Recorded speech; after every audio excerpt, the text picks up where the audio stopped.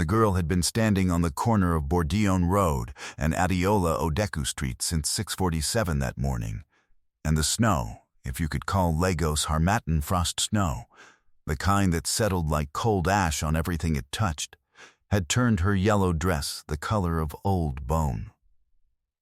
She was 9 years old, and small for it. The bucket of flowers in front of her was a white plastic laundry bucket that someone had written fresh in permanent marker across the side. The word had started to bleed in the wet. She had wrapped a single rubber band around each small bouquet, 5 stems of bird of paradise, tied with a ribbon she had cut from her school bag's broken strap. And she was holding the last one herself, not to sell it, but because her fingers had gone so stiff from the cold that she needed something to hold, or she would not be able to hold anything at all. She did not call out to the people walking past. She did not wave. She stood with the bucket in front of her knees and waited the way a person waits when they have been waiting long enough to understand that waiting is the only option. 18 bouquets remained. She had sold 2 since 6:47. One to a man who gave her 400 naira without looking at her face. One to a woman who looked at her face for a long time and then gave her the 400 naira and walked away quickly, as though she did not want to know what came next. What the man in the black Mercedes S-Class did not know. The man who stopped at the light at 9:02 a.m. on that Wednesday, who looked through the window the way powerful men look through things rather than at them, was that there was a note tucked inside the center bouquet. Not just any note. The kind of note that, once read, could not be unread. He did not know that yet. He was already pulling forward when the light changed. But then, the bucket fell. It fell because the girl shifted her weight from one foot to the other, the way children do when the cold has moved from their toes into their knees, and her hip caught the edge, and every bouquet, all 18, went sideways onto the road. She did not cry.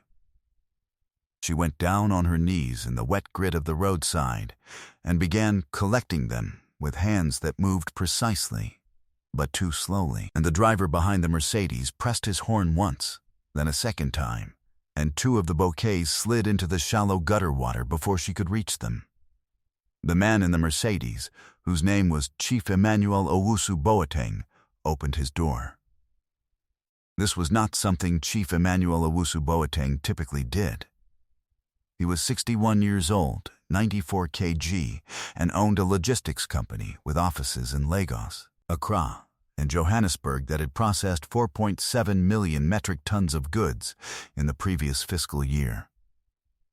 He had not opened a car door for an unscheduled reason in 11 years. His assistant, Bodhi, who was in the passenger seat, and who had worked for him for 7 of those 11 years, later said that in the moment the door opened he genuinely thought a medical emergency had occurred. Chief Emmanuel crossed the 2 lanes between his door and the girl in 4 steps and crouched down in his gray wool suit, the one tailored in Savile Row for 4,200, and began picking up the fallen bouquets. He did not speak to the girl. She did not speak to him. They collected the flowers from the ground in silence, and the driver behind the Mercedes pressed his horn a 3rd time and then stopped pressing it, which was its own kind of information. When the bucket was full again, Chief Emmanuel stood. He was about to hand it to her when he noticed the note. It had slipped from the center bouquet during the fall and was now face up in the wet gutter water, the ink not yet fully destroyed. Readable in the way that things are readable when someone has written them with a thick marker and a great deal of determination. He picked it up. He read it. He stood on the side of Bourdion Road for 6 full seconds without moving. Bode, watching from the passenger seat, had never seen his employer stand still for 6 seconds in the middle of anything. "What is your name?" Chief Emmanuel asked the girl. "Adese," she said. She said it quietly, but without hesitation. The way a child says their name when they have been told their name is important. Adese what? Adese Chidinma Ndukwe. He folded the note, carefully, the way you fold something you plan to keep, and placed it in the interior pocket of his suit jacket, against his chest. Then, he reached into his wallet and removed a card and handed it to her. Come to this address after school. Tell them you are expected. She looked at the card. She looked at him. Which school? She said. I don't go to school. He stood there for another 3 seconds. Then he nodded, one slow nod, the kind that contains a decision rather than an agreement, and said, Then, come now. Adese Chidinma Ndukwe had been born 9 years and 4 months earlier at the University of Lagos Teaching Hospital, the second and last child of a woman named Kechi Ndukwe, who had worked as a domestic cleaner in the cantonments district for 11 years. Nkechi was 5F2, 49 kg, because she had been eating 1 full meal a day for the past 2 years and calling it a decision rather than a necessity. She smelled of lavender fabric softener, and underneath it, of the camphor cream she rubbed into her hands every night because the industrial cleaning chemicals had left the skin between her fingers cracked open at the knuckles. Nkechi had left Enugu for Lagos at the age of 22 with a secondary school certificate. 14,000 naira in an envelope her mother had pressed into her hands at the motor park. And a belief, serious and specific, not general, that she was going to build something. Not become something, build something. She made a distinction between the two, and the distinction mattered to her, becoming implied, waiting for the world to recognize you. Building implied you did not need the world's permission to start. For 6 years she had cleaned offices. For 3 years she had cleaned private homes. For 2 years she had cleaned both, because Adese's brother Tobena had been sick with an infection that the public hospital charged 58,000 naira to treat. And she had paid it in 4 installments spread across 7 months, and during those 7 months she had not bought a new dress or a new pair of shoes or anything that was not food or medicine. The dress she wore now, a brown Ankara wrap with a small tear at the right shoulder seam, she had bought in 2019 from the second-hand market in Balagoon for 800 naira. She had mended the seam twice. She kept it clean. She wore it with a posture that made it look like a choice. What Nkechi had given Adese, beyond the flower bucket and the rubber bands and the school bag ribbon, was a system. The system was, you sell 12 bouquets and you bring the money home. You sell more than 12, you put the extra in the tin behind the kitchen pot, which is for school fees when the time comes. You do not spend a naira on yourself. You do not eat until you come home. You hold the last bouquet when it gets cold, because your fingers need to hold something to stay working. What Nkechi had not told Adese to do was write notes and put them inside the flowers. That was Adese's own idea. She had been doing it for 3 weeks. She wrote them in pencil, on torn pieces of exercise book paper, small enough to tuck between the stems, and every note said something different. Some of them were Bible verses Nkechi had read aloud during the evenings. Some of them were things Adese had made up herself. Sentences she thought sounded like the kind of thing that would help a person. The note in the center bouquet that morning. The one that had fallen into the gutter water. The one Chief Emmanuel Owusu Boateng had now folded against his chest. Had said, in Adese's careful, large 9-year-old handwriting, my mother worked so hard she forgot to be sad. I want to work like that too. If you are having a hard day, this flower is for you. The address on Chief Emmanuel's card was in Victoria Island. The building was glass and had a security desk in the lobby staffed by a man in a black uniform whose name tag said Second. When Adese walked through the door, still carrying the flower bucket, because she did not know what to do with it, and leaving it on the street felt wrong. Segun looked at her the way gatekeepers look at things that do not belong in their categories. "Who are you here for?" he said. "Chief Emmanuel," she said. He said, "I am expected." Segun looked at her dress. He looked at the bucket. He picked up the phone on his desk and said something into it, and then put the phone down and said, "Sit down over there." She sat. The chair was leather and cold, and the lobby smelled of air conditioning and something like new paper.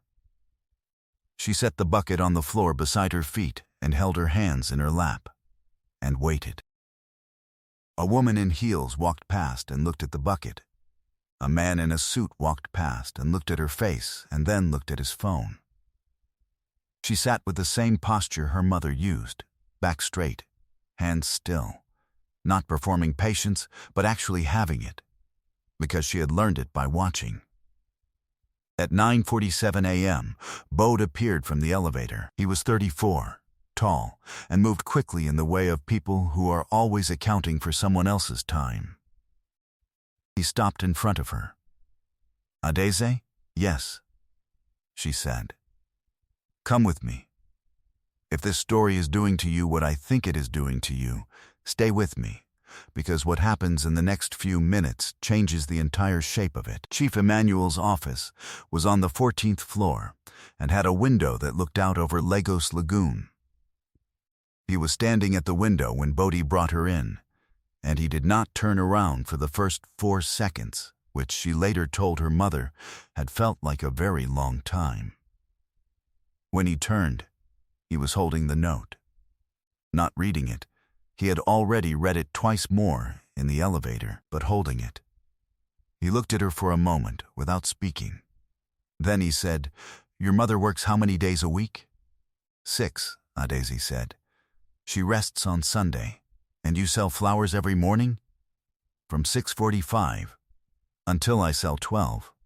And if you sell more than 12, I put the rest in the tin." "What tin?" "Behind the kitchen pot. For my school fees when the time comes." He was quiet. Outside the window, a cargo boat moved across the lagoon, slow, loaded, making no hurry of itself. He said, "You wrote this note." "Yes, yourself, yes. Why that note? Why that particular thing?" Adeze looked at the note in his hand. She said, "Because my mother never cries. Even when things are hard. She just works. And I think that is a kind of strength that people don't know about. I wanted to write it down in case someone needed to know." Chief Emmanuel Owusu Boateng sat down in the chair on the other side of his desk rather than behind it. This was unusual. Bode, who was still standing near the door, noticed it. What Adeze did not know, what no one in that office except Chief Emmanuel knew, was that his wife, a woman named Constance Owusu Boateng, had died 4 years and 7 months earlier of a cardiac episode in the kitchen of their home in Banana Island at 6:14 a.m. on a Thursday. Constance had been 57 years old. She had been the kind of woman who woke at 5:30 a.m. to make her husband's tea before his meetings and had told him twice that he worked too much and loved too little of what he worked for. He had laughed both times. He had been at a meeting in Johannesburg when she died. The kitchen had been empty when his housekeeper found her. After Constance died, Chief Emmanuel had stopped attending social gatherings. He had stopped calling his siblings on Sunday evenings. He had stopped buying the thick wool socks she had always bought for him when the harmattan came, and so for 4 harmattans he had worn the same socks with the holes in the heel. He had not stopped working. He had stopped almost everything except working, because working was the one room in his life where she had not been, and so working was the one room where she was not also absent. The note said, "My mother works so hard, she forgot to be sad." He had not forgotten to be sad. He had been doing only that, and calling it work. He said to Adeze, "Your name means daughter of a king. Did you know that?"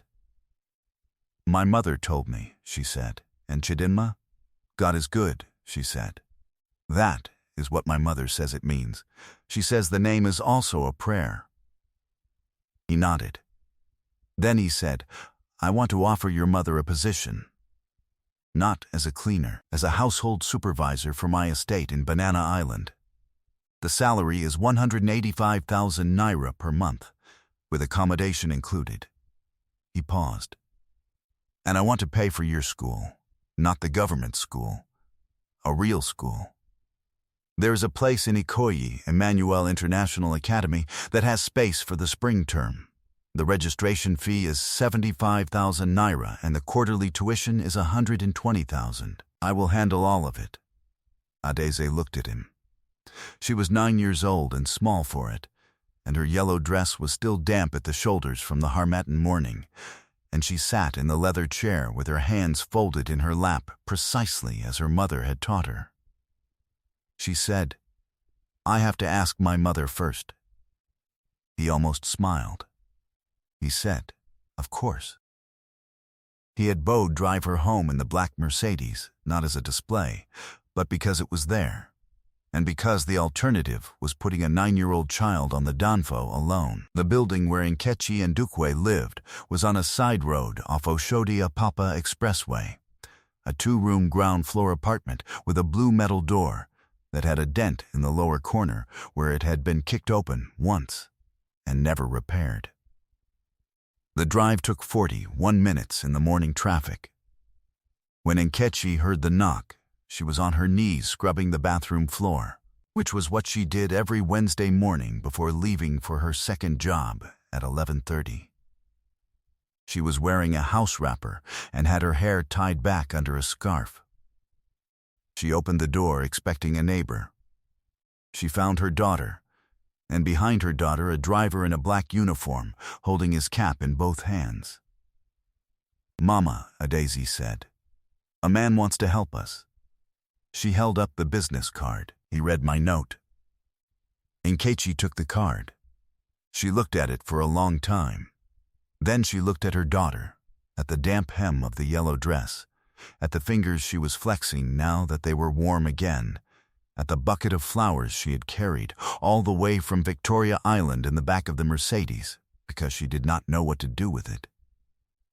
At the rubber bands, at the exercise book paper sticking out between the stems of the last bouquet. She pressed the card once against her chest.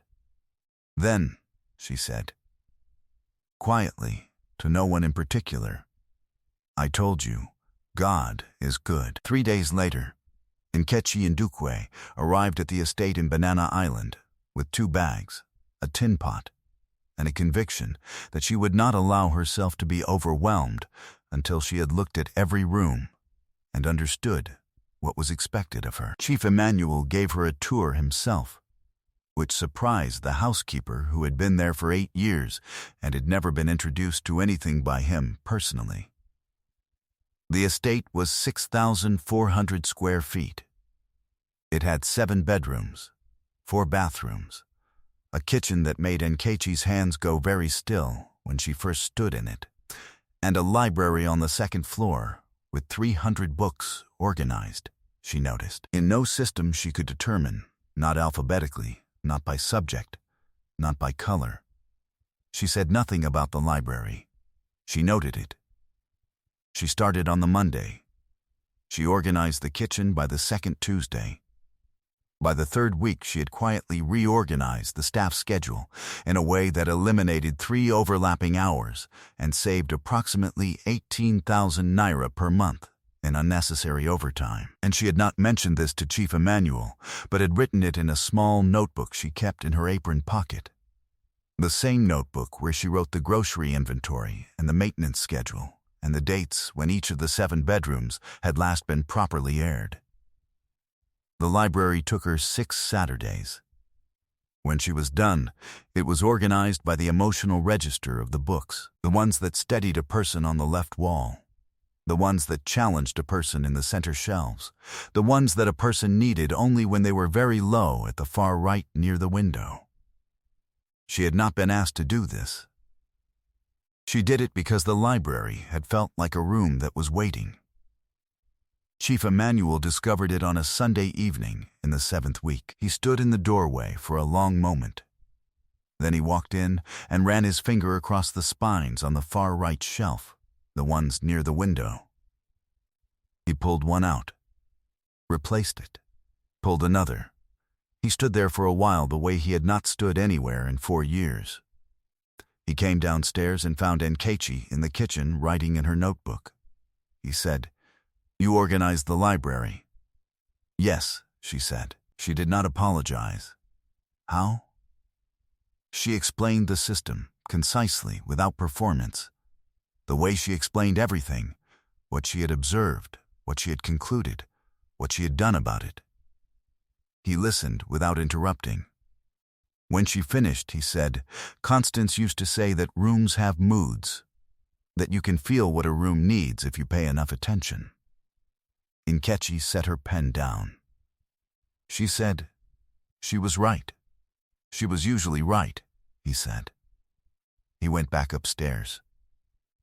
That was how it began, and it began quietly, the way the most important things begin, not with an announcement, but with a room rearranged, a notebook filled, a note tucked inside a flower that a man read on the side of the road at 9:02 a.m. on a Wednesday. By the following March, Adaize Chidinma Ndukwe was in the 4th standard at Emmanuel International Academy in Ikoyi. Wearing the school uniform, navy blue and white, with her name embroidered on the breast pocket, and carrying a new school bag, dark green, with working straps. She no longer carried a flower bucket in the mornings. She carried textbooks and a pencil case, and inside the pencil case, a small folded square of exercise book paper that she had written and rewritten 4 times until she felt the words were right. She had not given that one away. It was for keeping. It said, "A hard day is not the end of a day." My mother taught me that. I am writing it down so I do not forget. By that same March, Nkechi had been given a raise she had not asked for, and a formal title she had not expected. Director of Household Operations, a phrase which, when Chief Emmanuel wrote it on the formal employment contract, had made her press both hands flat on the kitchen table and breathe slowly until she was certain she understood what she was reading. The salary was 240,000 naira per month. The accommodation was rent-free. Adaize's school fees were paid through the end of secondary school, which Chief Emmanuel had arranged by wire transfer in a single morning with no ceremony. He had also, quietly, on a Tuesday in February, bought a pair of thick wool socks with his own hands for the first time in 4 harmatans. He had stood in the shop on Osu Oxford Street for longer than the purchase required, holding them, and the shop assistant had not asked him if he was all right, because he was clearly not the kind of man anyone asked if he was all right. But he was. For the first time in 4 years, 7 months and 11 days, he was something closer to all right than he had been. The first session of the new household staff training program, a twice-monthly meeting he had asked Nkechi to design and lead, covering dignity in professional practice, communication standards, and what he called simply how to treat the people in your charge as though they are the reason you have a charge, was held in the kitchen of the Banana Island estate on a Saturday morning, with 8 staff members present. He attended the first session himself. He sat at the back and said nothing and took no notes, because he was not there to supervise. He was there because it was his house, and this was the thing happening in it that he most wanted to see. What Dexter, in another story, a different story, thought he could take from a woman when he closed the door, what every person who has ever handed someone a small and insufficient amount of money in exchange for their silence thought they were buying, what every gatekeeper who has looked at a dress before a face thought they were protecting.